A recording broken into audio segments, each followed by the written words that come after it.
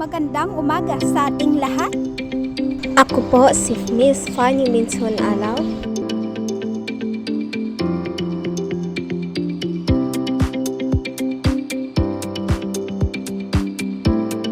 Bago nating simulan ang ating aralin, tayo ay magdasal muna.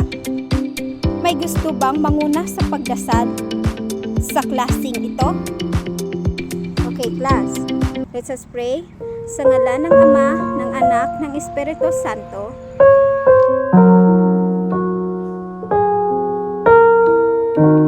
Panginoon, gabayan niyo po kami sa araw na ito.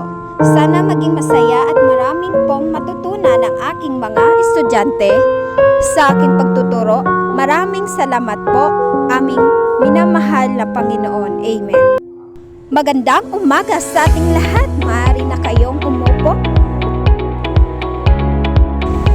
Bago natin umpisahin ang lahat, magtala muna ako kung sino ang wala sa ating klase ngayon. Sino ba ang wala sa araw na ito? Okay, wala. Magaling, kumplito kayong lahat.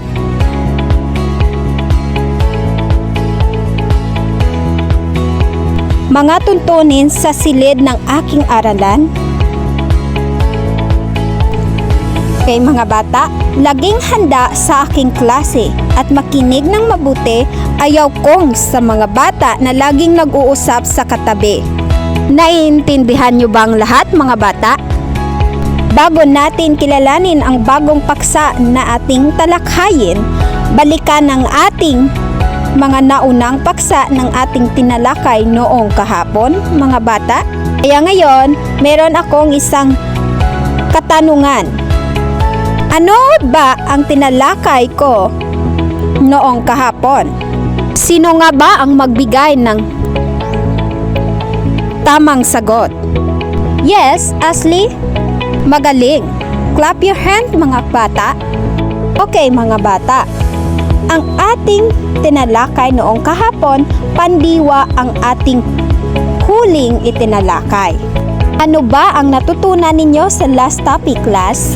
Okay mga bata, bago natin umpisahan ang lahat, mayroon akong inahanda ng gawain makakatulong sa inyo, makakaroon ng idea ng ating paksang talakayin, humanap ng nakulong sa pagsasagot sa mga pangungusap at kumpletihin ninyo ang mga pangungusap sa aking isinusulat na o ididikta gamit ng mga salitang at, kahit, upang, kung. Okay?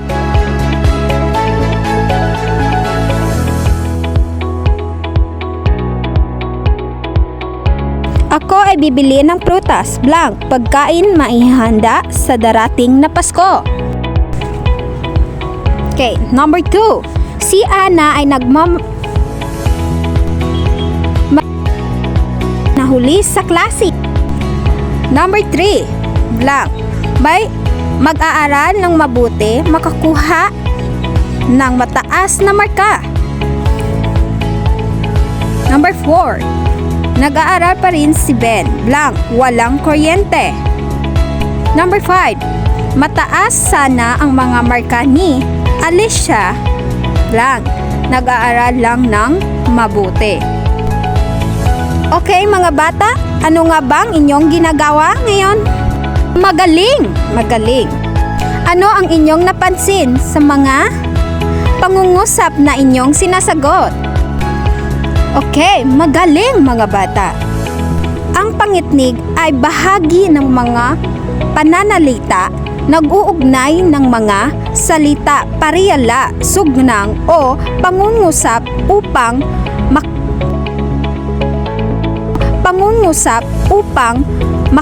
makakabuo ng malinaw na diwa.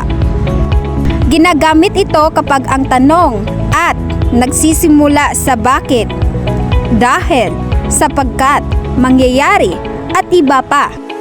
Ito ang mga halimbawa ng pangatnig. At, nupat, bilang, dahilan, datapwat,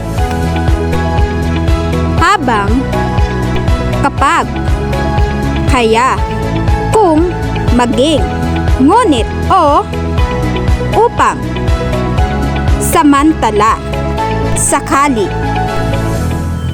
subalit, pugkos.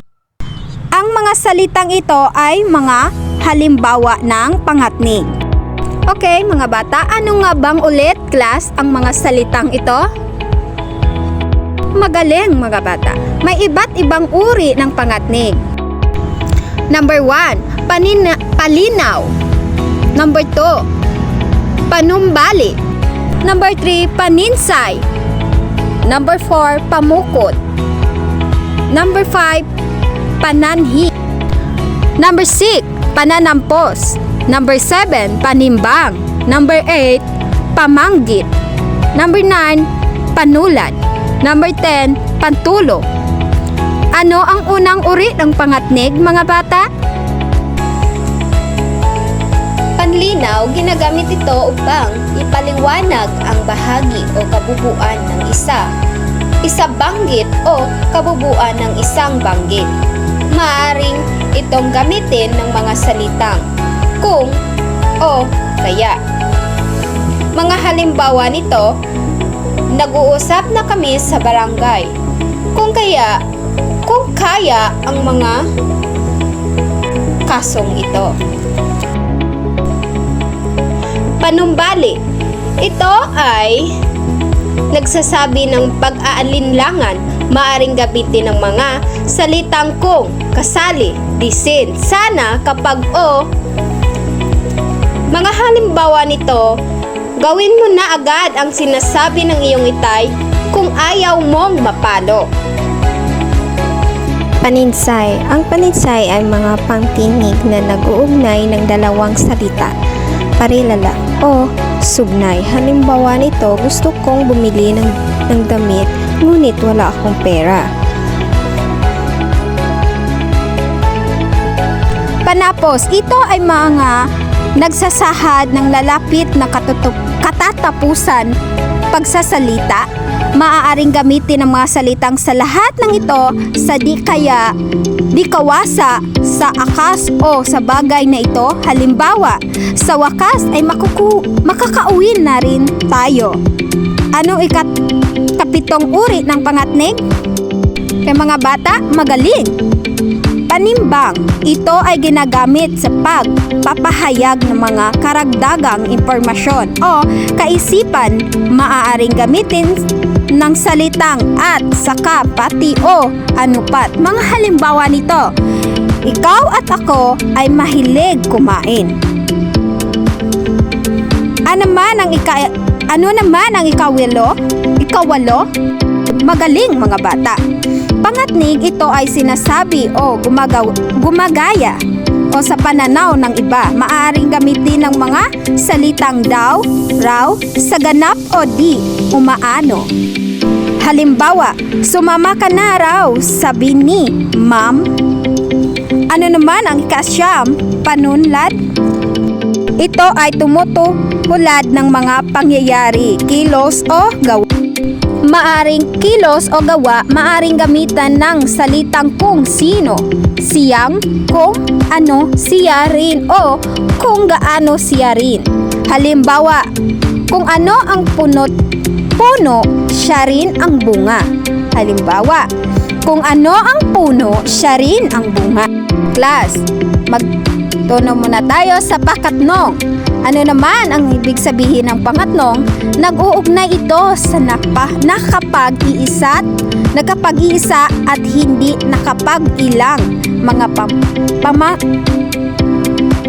pangatnig. Salitang parilala o sugnay, maaring gamitin ng mga salitang kung, kapag, upang, para, nang, sapagkat o dahilan. Halimbawa nito, nag-aaral siya ng mabuti upang matutuwa ang kanyang mga magulang. Okay, mga bata, meron akong hinahandang tanong. Sagutin ninyo isa-isa ang mga tanong na aking ididikta. Okay. Una, mahalaga ba ang pangatnig sa pagbuo ng pangungusap?